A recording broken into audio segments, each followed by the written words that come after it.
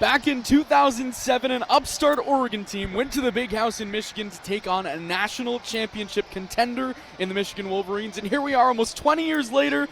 The script is flipped. It's the #1 Oregon Ducks back in the Big House. The upstart team no longer. This is the #1 team in the country. Welcome inside the biggest stadium in college football, the Big House, whatever you want to call it. It's Michigan Stadium. My name is Austin Ota, joined alongside Saul Galvan. My friend, this is kind of surreal. It was an upstart Ducks team. That was the team that kind of started to invent the spread offense, the up-tempo spread offense with Chip Kelly at the helm, of course. And in week 1 that year, one of the biggest upsets in college football history occurred when App State, an FCS team at the time, took down Michigan at the Big House. Oregon was in the prove-it mode at that time, and that's exactly what they did the last time these two squads were here at the Big House. And I think we have to start with both teams and how they do against the run in terms of the run game, because really the Wolverines have always been a team that's been predicated on the run. Right now they have the two-back set. You know Donovan Edwards, you know Khalil Mullings. It's obviously not what you've seen the last couple of years with Blake Corum and Donovan Edwards, but it's still a really, really good run-first Michigan.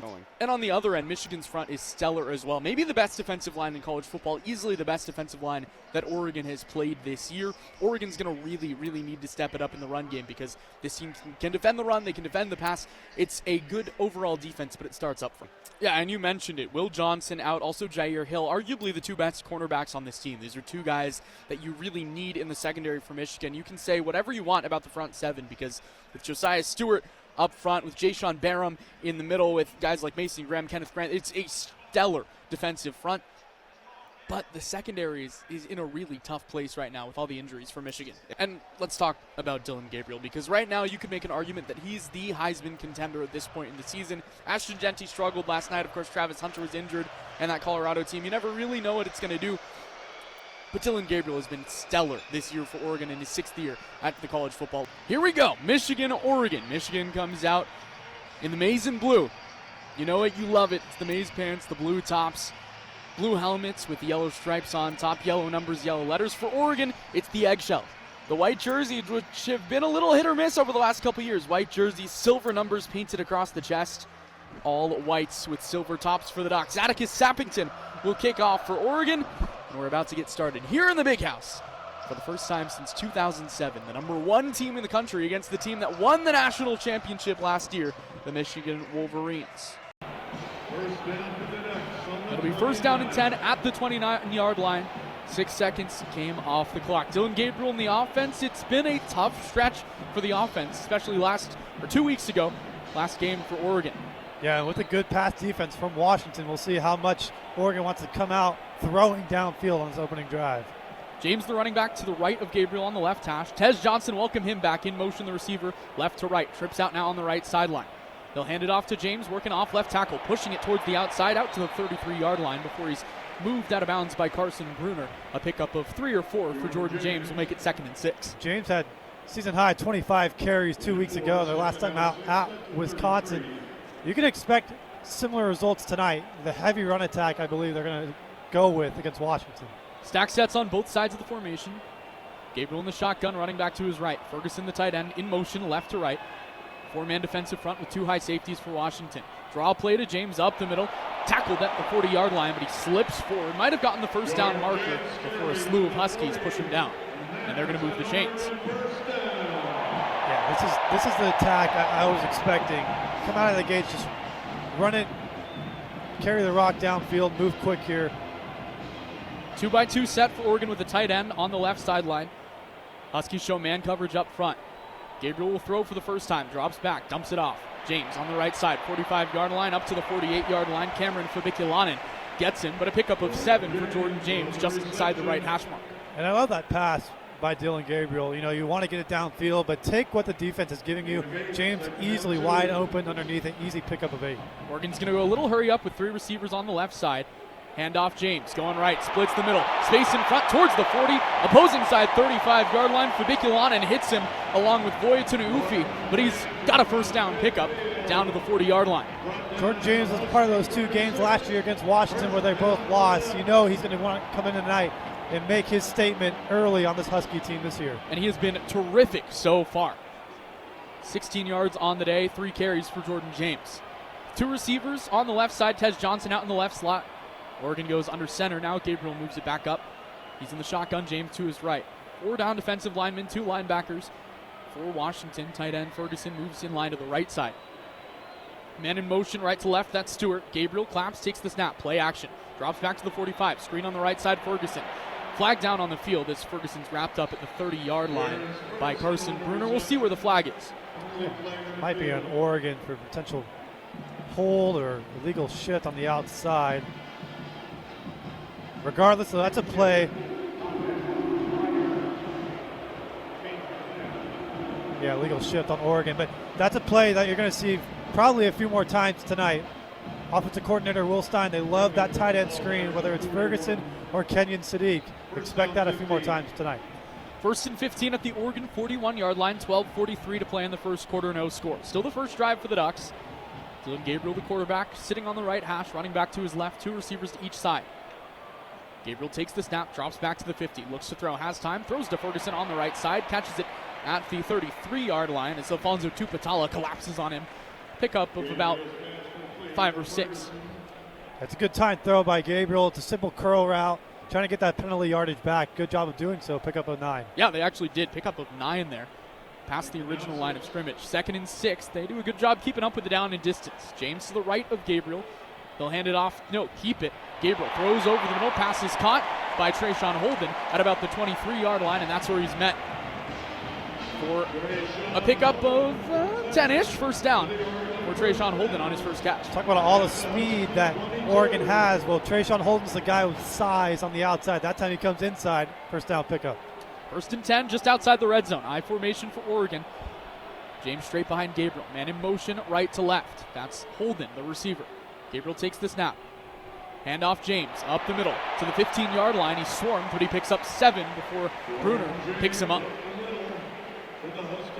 So already just a really good start for Jordan James. He's running all over this Washington defense. 2nd and 3 inside the red zone for the first time. High formation, trips out with the tight end on the left side. No safeties up high. James gets the handoff on the right side, takes it to the 10-yard line for a first down pickup of 5, and Jordan James continues to churn forward. And the offensive line for Oregon is going to work on the defensive front for Washington. Not able to get contact on James until about 3-4 yards down the field on this entire drive. They're just marching their way down. And Washington's a better red zone defensive team in the nation, in the upper third across the country, but right now Oregon's just stuffing it down their throats. 12 formation for Oregon, 2 tight ends. Running back Whittington to the left of Gabriel. Now he goes to the left. Will get the handoff. Going right, up to the 5. Slips, down to the goal line. Touchdown, Ducks. No, Whittington's first carry of the game is a 9-yard touchdown run, and the Ducks take an early 6-0 lead. 24-17, Oregon leads. Washington State held scoreless for the first 2.5 minutes of the quarter. Nani running point at the top of the key. Gives it to Bell on the right side. Now to Sarah Rambis in the short corner, into the paint. Whitfield working with her left. Scoops up a left-handed layup, falls home perfectly. 26-17, Oregon's lead back to 9. And by no means was that an easy shot for Whitfield, turning away in the far side of the basket, scoops it up and in with the left hand. Mendez working on Rambis, loses the handle, Whitfield's got it. 4-on-3 fast break in the corner. Falatea, left wing, catch and shoot, a 3 in transition, in and out. Ball rattles around, Washington State pokes out the rebound, and Oregon's going to have it back with 20 to shoot. For Falatea, she got it on the fast break. That shot almost went in, rattled around all the parts of the rim. And if Oregon's able to start knocking down some of those shots, that's going to be what can bury not just the Cougars tonight, but teams in the future. Falatea has trouble inbounding, but gets it back in the right corner. To Whitfield, top of the key, looking for Rambis in the post. She's trying to get positioning. Instead, Whitfield brings it back.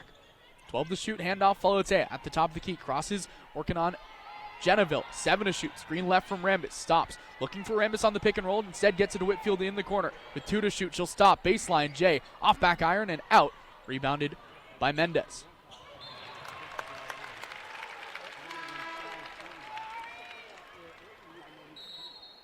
Peyton Scott checks back in for Oregon. Peyton Scott will check back in for Oregon. Ari Long did a really nice job on that one. Ball went out of bounds. Long kind of just poked at it on the fast break. 26-17, Washington State still without a basket. 3.5 minutes now into the quarter. Tahina to the top of the key, Abraham. Davila on the left side. Back to Tahina on the right side. with Long defending. Screen to her left, she'll take it that way. Drive, splits the middle of the paint, puts up a layup, and it's good. Good dribbling right there by Washington State, which is able to wheel around the left side, around a screen, and get the runner to go in. Ari Long on the left side. Looking to pass, gets it to Rambis. Short corner, inside to Whitfield. Swatted, gets her own rebound. Puts up a second shot, no good. Good defense by Tara Wallach. Long pokes the ball away in transition, but Washington State's able to recover. Villa on the left side, back to Wallach, driving, working on Whitfield. Right-hand layup off the side of the rim and out. And Rambis has got the rebound. Ahead to Kelly. 3-on-3 fast break. Kelly splitting the middle. Looking to drive. Right-hand layup through traffic. Sits on the rim, falls home, and the foul.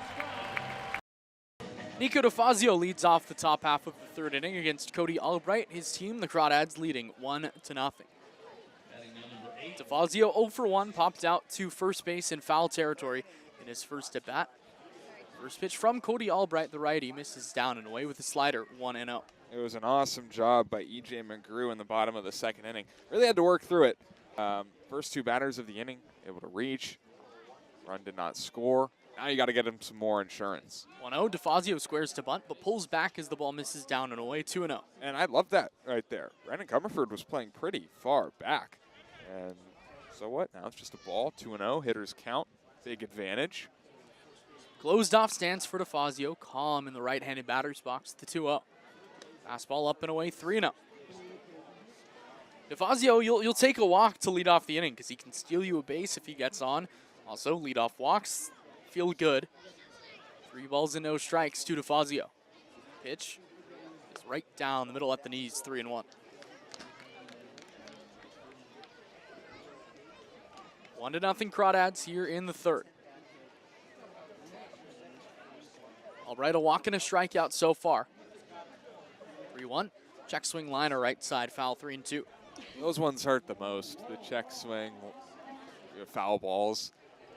Probably would have been a strike, but aggressively wrong, aggressively right. If you're going to get your swing off, get it off. 3 balls, 2 strikes, no outs. Here in the third, the pitch to DeFazio is tapped foul. A good job to stay alive, and we'll do it again. Yep. It looked maybe on the chalk. I don't know. We have a tough angle to see in and out, but close enough to where he thought it would be a strike. Throws the hands at it, gets a piece, stays alive. 3-2 again to DeFazio. The pitch up high, ball 4. Second walk for the Crawdads, and a good sign. All 3 leadoff base runners have gotten on today for the Crawdads. That's big. That is really big. Constant pressure. It's what you need. It's what this team has not had. I also need this guy to start driving in some runs this series. He's now 0 for 3. He's reached base twice on a pair of hit-by pitches. First pitch to him is going to be a pickoff move over to first. 1-0 Walnut Creek leads here in the third. Kosciuszko 0 for 1 with a ground out. Setting up on the outside is Goff. First pitch to Kosciuszko is hit sky high to right field, just got under it. Moving over to his right is Hicksonball, the right fielder, but he gives way to the center fielder, Ethan Royal, who makes the catch for out number 1. Yeah, looked like a pretty nice swing. Just didn't have that sound, definitely under it, of course, and man. I'll bring up Isaiah Walker, who's 1 for 1, because of course he is. Runner on first is DeFazio. See if he's got any ideas of going here in Walker's at bat. First pitch. Walker takes a fastball. Called the strike at the knees on the outside. 0-1. I love a good hit and run. I feel like DeFazio wheels, and Walker doesn't swing and miss a whole lot. Put something in play, make something crazy happen. 0-1. Throw over. DeFazio back in well ahead of the throw. Still goes into a head first dive just for good measure to get the jersey dirty. No balls on a strike. It doesn't look like DeFazio is going to take off. The lead isn't huge, but he's inching. 0-1. Walker grounds it left side, throw into left for a base as it kicks off the shortstop, Ardois. DeFazio, a big turnaround second, will stop there. He could have gone third because Ardois kicked it again. But a 2 for 2 day for Isaiah Walker. Yeah, it's tough. By the time that Ardois had kicked it, he had fully thrown on the brakes and taken a step back towards second. That's not something that you can expect. Would have been pretty crazy, right, to take off to third. But you'll take runners on first and second with only one out, and a guy that already has a base knock in the game coming up. Ethan Liao 1 for 1, scored the only run of the day for the Crawdads so far. Walnut Creek 1, Slow nothing. The game to decide first place. First pitch, Liao pops it up right side, foul behind home plate. 0-1. I really liked the swing from Ethan Liao back in the first. Or back in his first at bat, I should say. Crawdads had just 4 hits yesterday, 5 so far today. Had just 8 hits back the other day against Slow. 0-1. Slider outside, 1-1. The offense just has not been good recently. Has been really pretty bad recently. Down under 200 over their last 6 games. 1-1. Liao takes a fastball, a little down, a little away, 2-1. A slight hitter's advantage for Ethan Liao. The Crawdads lead it 1-0 here in the third. A leadoff walk by DeFazio was followed by a flyout to center field from Cole Kosciuszko, then a single by Isaiah Walker. Here 2-1 count to Ethan Liao, who holds the bat high over his right shoulder. Both runners creep off their bases. Good speed both ways for the Crawdads. Liao swings over a fastball on the outside, 2-2. Isaiah Walker has been super competitive recently, just playing with fire that we haven't really seen from him this summer. Nico DeFazio, to his own right on second base, has been the same. He's been taking these days off, taking the slumps a little more personally. 2-2. Liao taps one foul to the right side. This is, I think, guys on this team are starting to realize some of their last chances. Walker's still uncommitted. DeFazio still uncommitted. And there's potentially 3 games left. 2 after today. I mean, you could go 1 and done in these playoffs pretty easily. Not a lot of time left, so time to prove it. Time to go. 2 balls and 2 strikes to Liao. Both runners creep. 2-2 to the plate. Liao grounds it up the middle into center field, a base hit. DeFazio getting the wave from Cummings around third. He will score. The throw goes back to second. It's not in time, and it's a 2-0 Crawdads lead, a 2 for today, and an RBI for Ethan Liao.